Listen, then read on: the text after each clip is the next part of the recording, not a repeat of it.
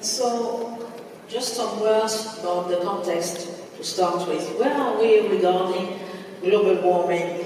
You all know, of course, that it is a worldwide emergency.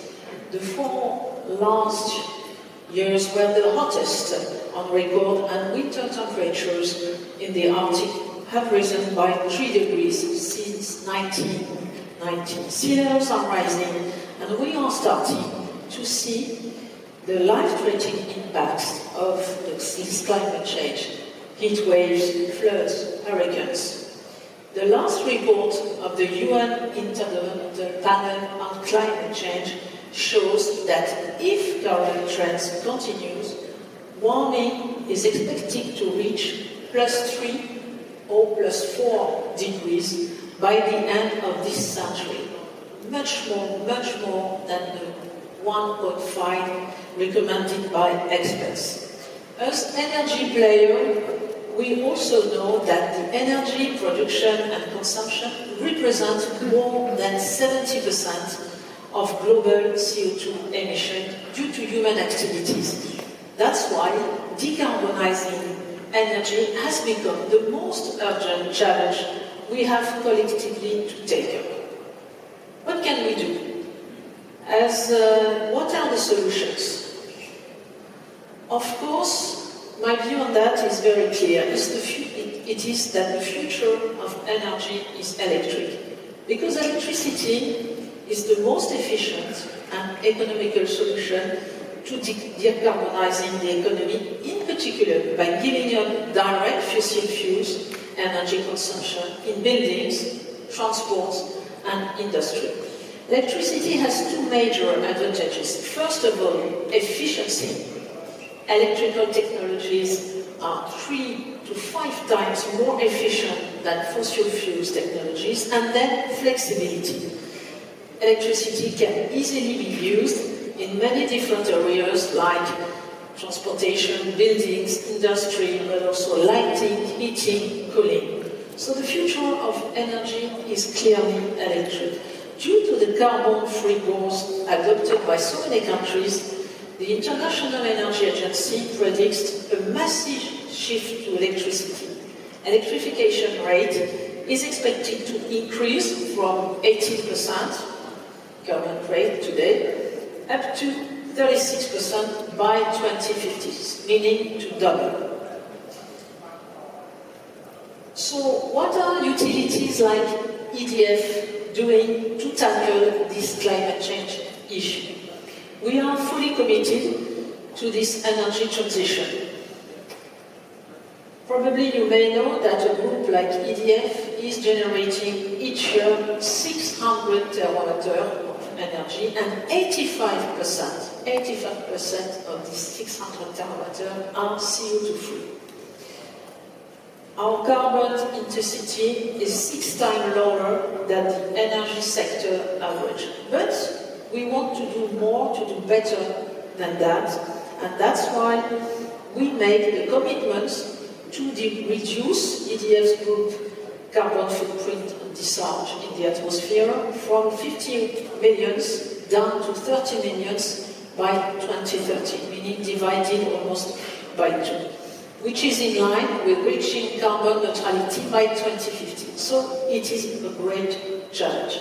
But of course, you all know also that the industry cannot do everything alone. We need good regulation from governments, and we are asking for a higher and rising carbon price to create favorable conditions to attract investment for a sustainable energy transition. Today, market prices are failing to attract enough investment in zero carbon power capacity and electric system flexibility. You may think, I'm sure, that the world is moving towards renewables. Well, on one hand it is true, because electricity generation has increased by 2/3 since 2000, but on the other hand, you have to know that the share of fossil fuels has remained constant, and they still account for 2/3 of the total electricity generation, and especially when it comes to coal. Coal's share within the total amount of electricity generation has remained completely stable and still representing 40% of the electricity mixed, the same figure during the last 15 years. So we need to speed up the development of wind, of solar, of hydro, and wind and solar together only represents, and they only provide today 6% of global electricity generation. That's why, as part of its strategy for 2030, the EDF Group aims to double its worldwide capacity in renewable energy by 2030, moving from 28 gigawatt up to 50 gigawatt, including hydro, wind, solar, but also biomass. We are already the European leader in renewable energy, and we are continuing our international expansion outside Europe, of course, but also in Brazil, in the US, in India, in Middle East. This is also our strategy for Asia. In Laos, we are currently operating a very significant hydropower dam called Dam 2, a bit more than 1,000 megawatts, with an ambitious and social environmental plan for local communities. In addition to that, we signed an MOU with the government of Laos to develop a floating photovoltaic solar power plant of 240 megawatts on the Namdon reservoir. Such a combination of hydro and solar, such a huge amount of megawatt, will be a world reference.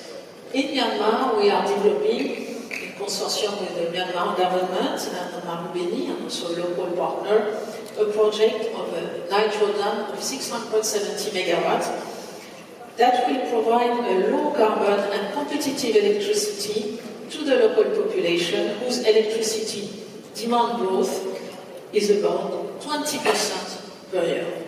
But because renewable sources, you may know, are intermittent, we also need other sources to complement them.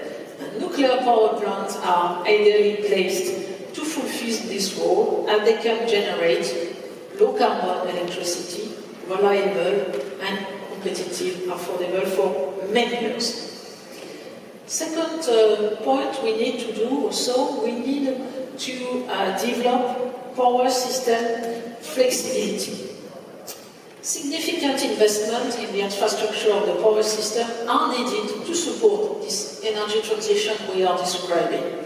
The growth of non-dispatchable resources, such as wind and solar, increases dramatically the need for flexibility in the power system. What does it mean? It means more storage and more grid. More storage, first of all. Storage has a critical role to play in this energy transition.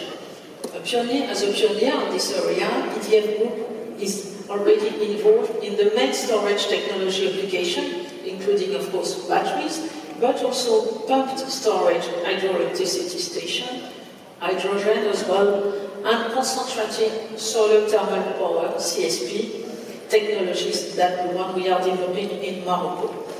Our goal is to develop 10 gigawatts of additional storage around the world on the top of the 5 gigawatts we are already operating. And here in Singapore, we are currently testing on our microgrid demonstrator a new type of batteries based on a combination of zinc and air. This is our first prototype in Asia, and we clearly see this technology as being able to replace current lithium-ion battery and being cleaner and cheaper and less reliant on scarce resources. Secondly, we need more smart grids and smart meters. Smart grid is required to reduce the overall system cost and to contribute to the network stability confronted with a massive and increasing injection of renewables, which are, as you know, intermittent. In France, Enedis, 100% subsidiary of EDF Group, has already installed 21 million of smart meters and aims 35 million by 2021. This worldwide expertise is recognized, and that's why we have been selected in India to ensure the integration of 5 million smart meters into different Indian states.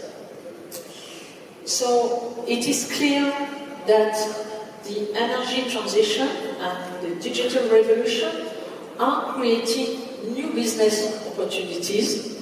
They can optimize the overall system cost and enable customers to better use energy through demand-side response, through new personalized energy services, and also through e-mobility as well.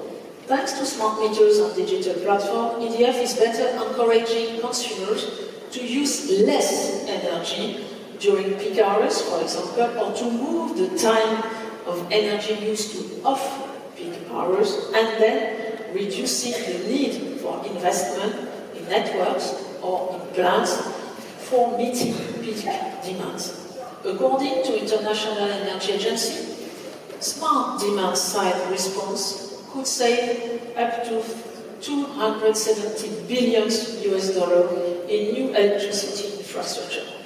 It's also a solution for cities, and from France to Singapore, the digital technologies developed by EDF are also helping cities to consume less energy.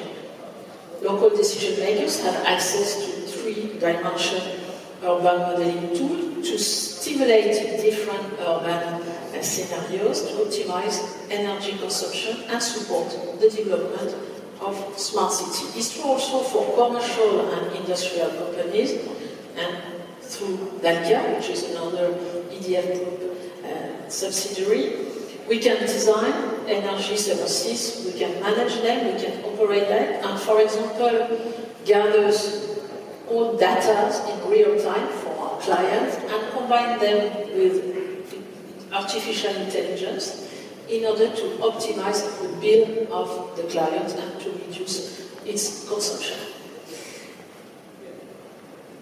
So, as a conclusion, I would say that we need to target an inclusive energy transition. Low carbon energy for all is a crucial challenge we need to address. Don't forget, we've seen that before, that 17% of the world population, mainly located in Africa and in South Asia, has no access to electricity, representing over 1.1 billion people. So access to electricity is the revolution they are waiting for. That's why EDF Group proposed a lot of range of solutions, starting from off-grid in Africa. We are a leading player in solar system market, giving access to electricity to more than 550,000 clients, but also microgrids closer to home, closer to where we are, 8 kilometers south from Singapore, on the island of Semaku. In partnership with the Nanyang University of Technology, EDF is successfully deployed the Mazera project that I had the honor to present to the SU last year.